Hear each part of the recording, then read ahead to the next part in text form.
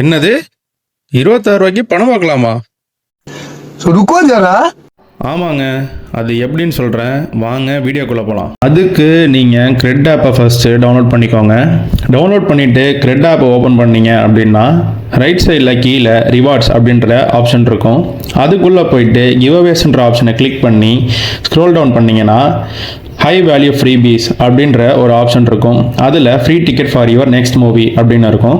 இதை நீங்கள் ரெடீம் பண்ணுறதுக்கு உங்கள்கிட்ட 25,000 காயின்ஸ் இருக்கணும். அப்போ தான் உங்களால் கிளைம் பண்ண முடியும்.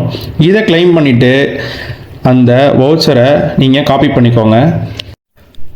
இந்த வவுச்சரை ரெடீம் பண்ணுறதுக்கு நீங்கள் பிவிஆர் ஆப் ஓப்பன் பண்ணிக்கோங்க. அதுக்குள்ளே போயிட்டு உங்களுக்கு பிடிச்ச ஷோஸை கிளிக் பண்ணி புக் பண்ணுங்கள்.